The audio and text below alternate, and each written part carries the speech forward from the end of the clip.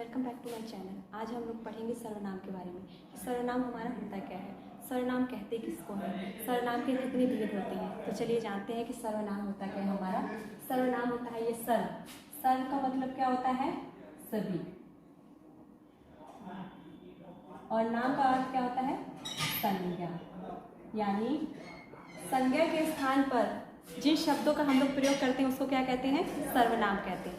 आगे देखिए, सर्वनाम और मतलब संज्ञा की जगह पे हम लोग सर्वनाम का प्रयोग करते क्यों हैं, क्या कारण है इसका, मतलब ये कारण क्या है इसमें। संज्ञा में जिन शब्दों का प्रयोग हम लोग बार बार करते हैं उन शब्दों को ना दोहराकर उन शब्दों की जगह हम लोग किसका यूज़ कर लेते हैं, सर्वनाम का यूज़ कर लेते हैं। तो चलिए पहले डेफिनेशन जान लेते हैं कि सर्वनाम की संज्ञा डेफिनेशन होती क्या है।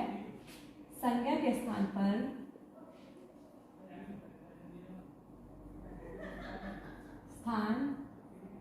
पर प्रयुक्त होने वाले शब्दों को सर्वनाम कहते हैं। अर्थात किसी वाक्य में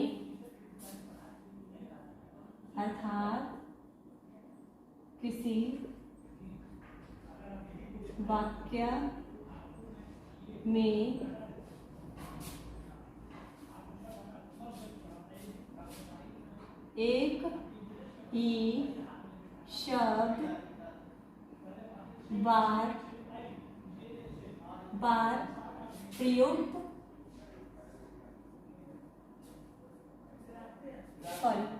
नहीं, पुनरावृत्ति ना हो, बार बार पुनरावृत्ति यानी दोहराई ना हो, पुनरावृत्ति ना हो, इसके लिए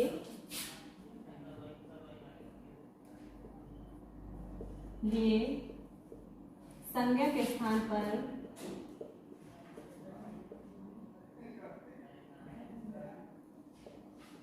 किसका यूज करते हैं, सर्वनाम का प्रयोग करते हैं। इतना आप समझ में आया होगा आपको कि सर्वनाम का प्रयोग हम लोग क्यों करते हैं। संज्ञा के स्थान पर प्रयुक्त होने वाले शब्द जो होते हैं वो क्या होते हैं, सर्वनाम होते हैं। अर्थात किसी वाक्य में एक ही शब्द बार बार पुनरावृत्ति ना हो, यानी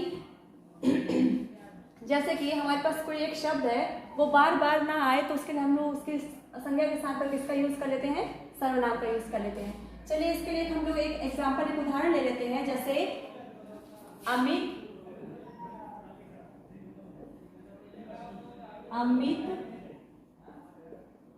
दिल्ली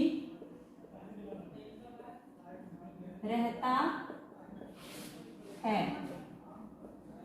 ये हो गया, अमित दिल्ली रहता है, वह वहां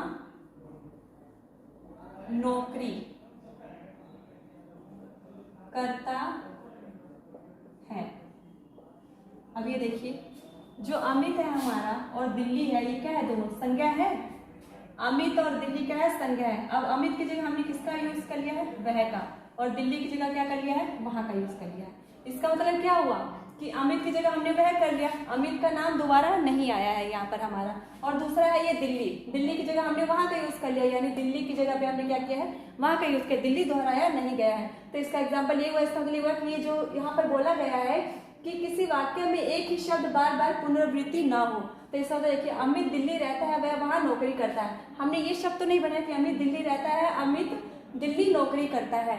अब दिल्ली और अमित की जगह वह और वहां का यूज कर लिया, प्रयोग कर लिया है। एक एग्जाम्पल हम लोग और ले लेते हैं, जैसे कि इसमें अमित दिल्ली रहता है, वह वहां नौकरी करता है। एक और ले लेते हैं, पिताजी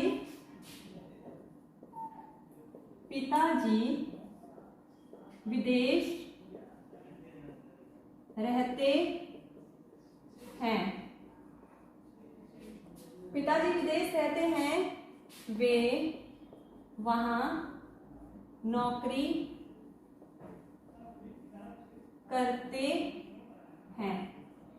अभी देखिए, पिताजी और विदेश, पिताजी की जगह हमने क्या लिखा है, वे लिख लिया है, और विदेश की जगह क्या कर लिया है, वहां कर लिया है।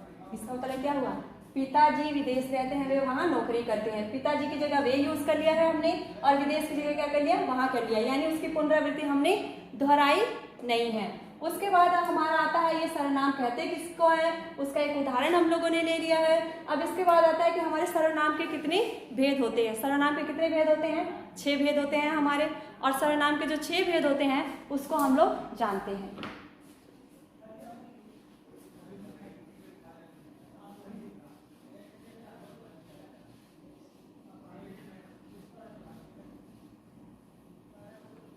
सर्वनाम के कितने भेद होते हैं हमारे, 6।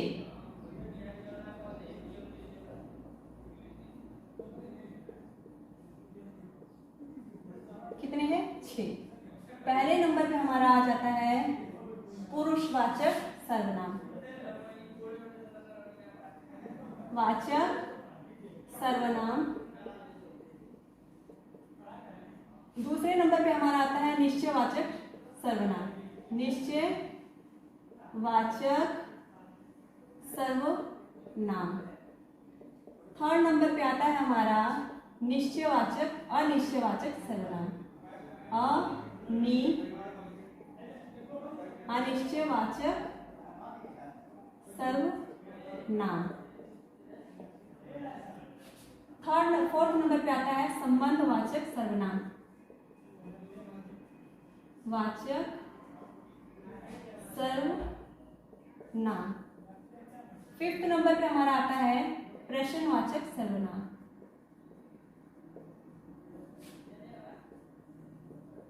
और सबसे लास्ट हमारा जो है 6 नंबर पे वो क्या आता है, निजवाचक सर्वनाम।